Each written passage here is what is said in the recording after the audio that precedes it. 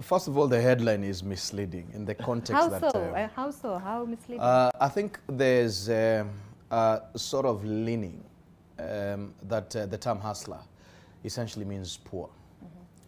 The term hustler essentially comes from a person who loves to labor or labors, a person who loves to work. Essentially comes from the word hustle, and the term hustle means work, essentially.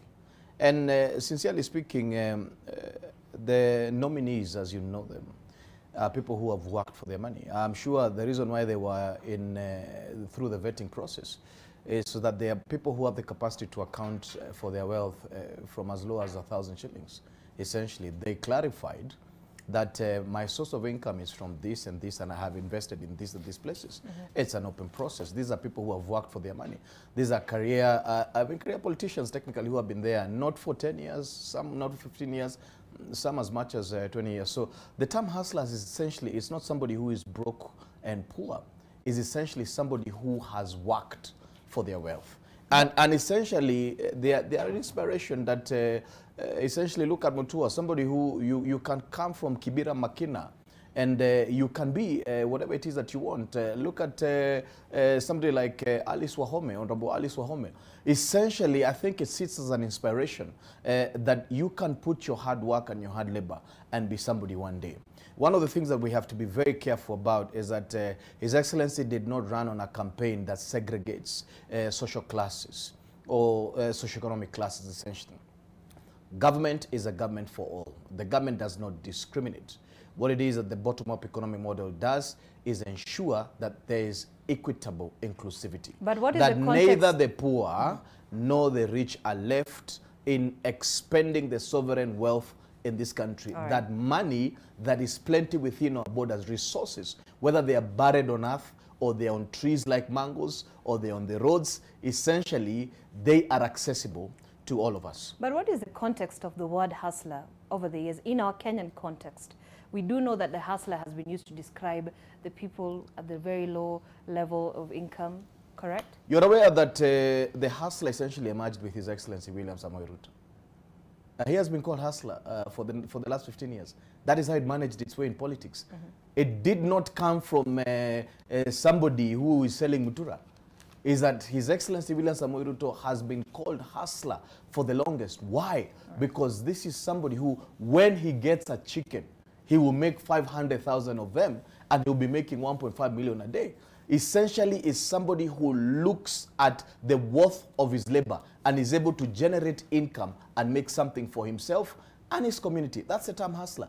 I wake up in the morning today and I have to look at where do I get my money, and I go for it. I have a meeting at midday and it's a business meeting. As nobody has pushed me, I've woken up in the morning, I've left my kids. I know by the time I go in the evening, I'll get bills and bills and bills. How then do I grow my socio-economic wealth, essentially to even overtake that one of Mudavadi? It's an inspiration. I watched the vetting process and I said, oh my God, I really need to work hard.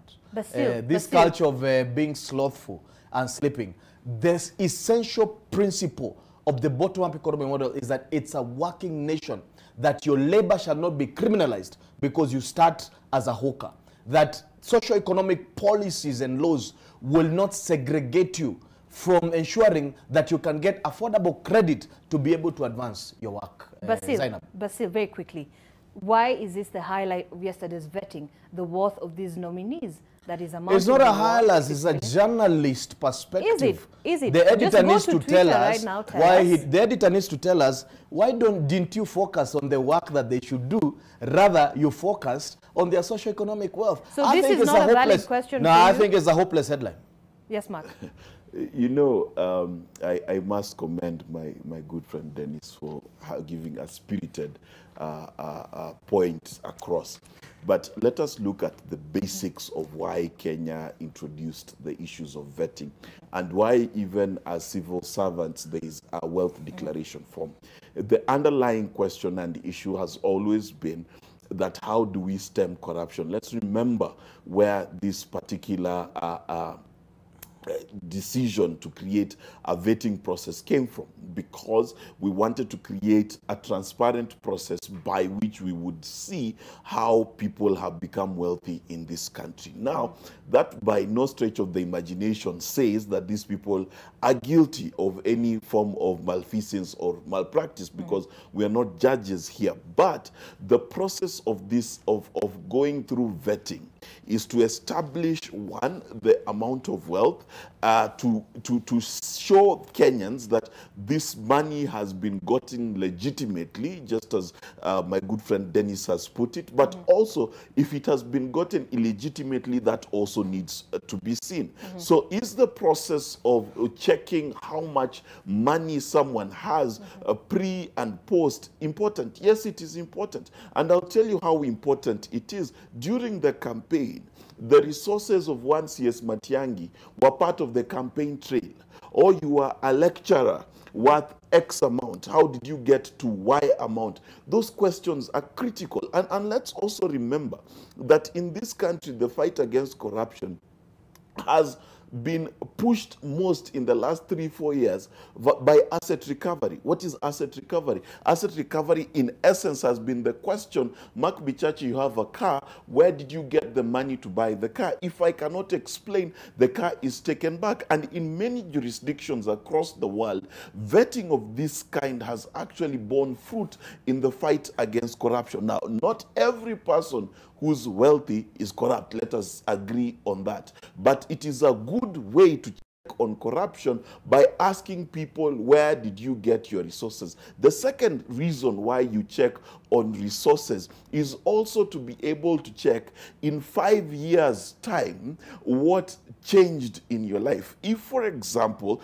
you're worth 800 million today, and in 5 years you're worth 8 billion, what happened? Did you use your position in such a way that you enriched yourself? These are questions that are critical, not just for the people who are sitting for the position of CS, PS, and maybe CIS, but also every civil servant annually fills a wealth declaration form to create a vantage point for the public to see whether there's corruption. So is this a critical question? Yes, it is. Are the editors right in terms of asking that question? Yes, they are. Are these people guilty by any stretch of the imagination? No. But it also raises the question that does a rich man know where the shoe of the poor man pinches from?